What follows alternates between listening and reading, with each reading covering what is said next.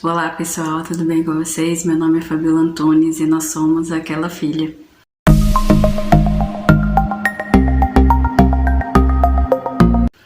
E aí, já fez o seu devocional hoje? Chegamos no capítulo 19 de João. Hoje falaremos sobre a sentença de Jesus, ou seja, Jesus é julgado. Mas antes, eu vou pedir para que vocês se inscrevam no canal se ainda não forem inscritos. Ativem o sininho de notificações para que vocês recebam os vídeos assim que eles forem postados. Curta, comenta, compartilha. Assim o YouTube entende que esse vídeo é relevante e envia para mais pessoas.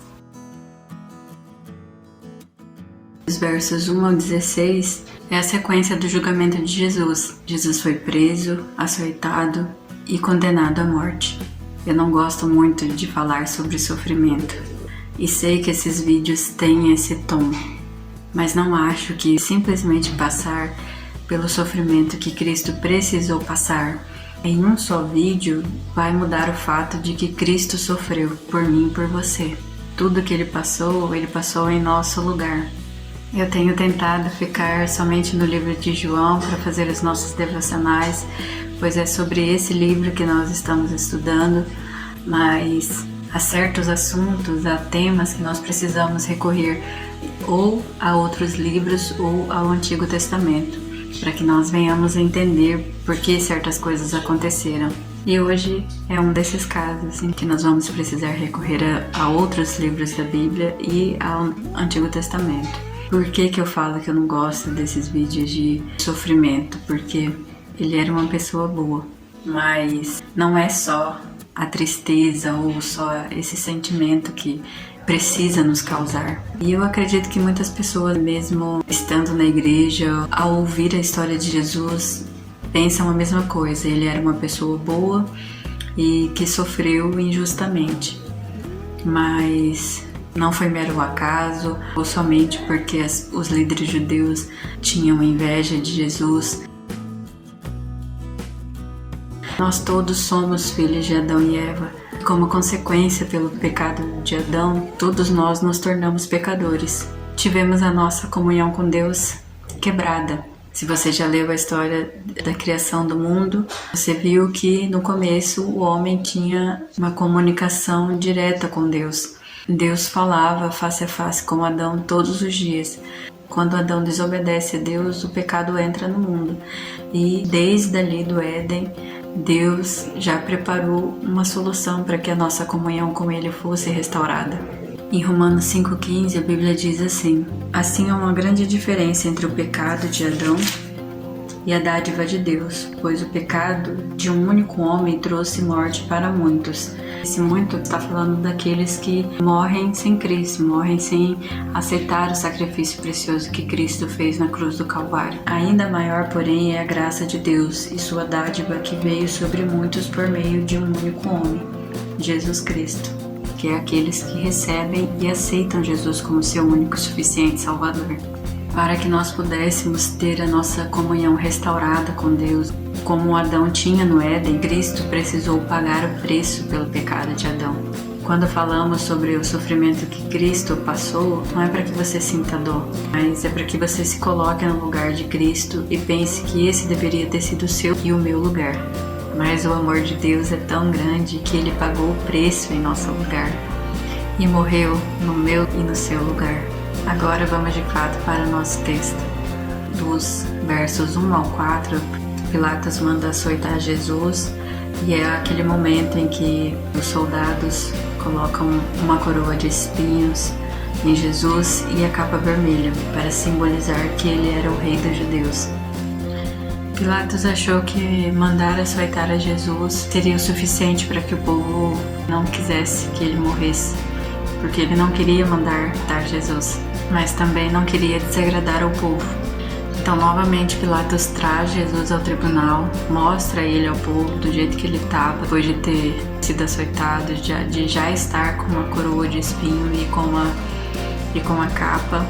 Mostra ele ao povo para que o povo pare, né, e repense e não queira mandar matar Jesus. E o povo cada vez grita mais forte: crucificam, crucificam. Pilatos, um romano, acostumado a mandar tirar a vida de várias pessoas, teve mais compaixão de Jesus do que o povo de Deus.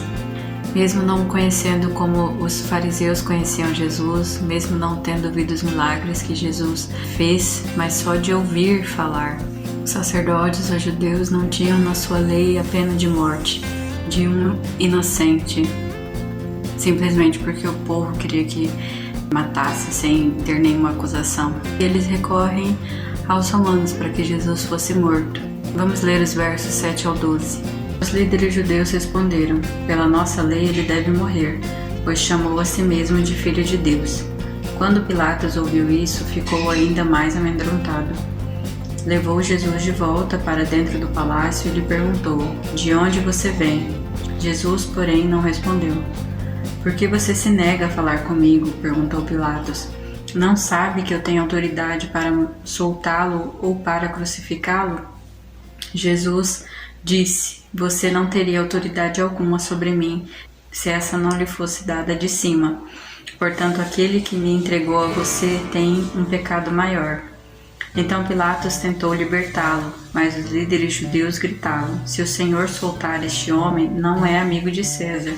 Quem se declara rei se rebela contra César. Esses líderes queriam tanto eliminar Jesus que não estudaram somente a lei deles, mas estudaram a lei romana para que Jesus fosse de fato condenado. E joga isso para Pilatos quando eles dizem: se você soltar esse homem, você não é amigo de César, querendo ameaçar Pilatos.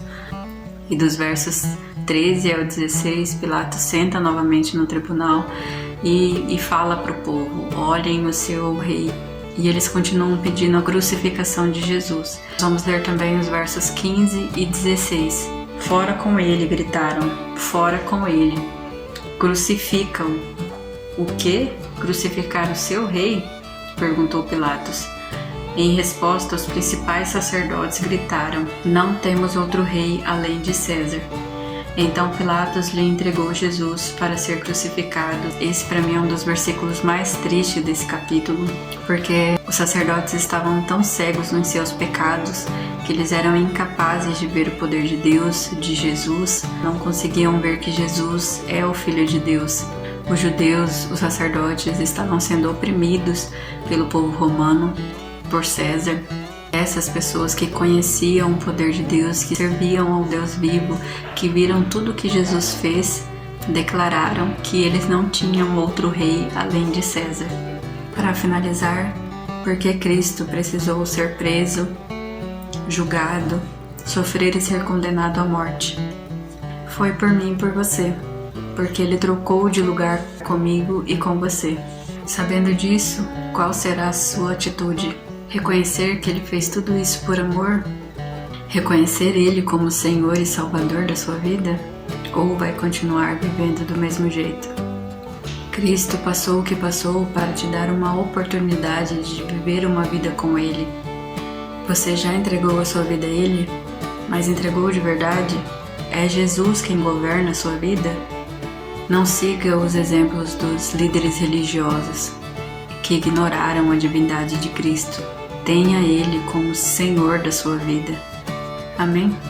Que Deus abençoe a sua vida e que você consiga ver e entender tudo que Jesus fez por você. Não se esqueça de curtir esse vídeo, se inscreva no canal, ative o sininho de notificações e deixe seu comentário para que o YouTube possa recomendar esses vídeos para mais pessoas. Até o próximo vídeo e tchau!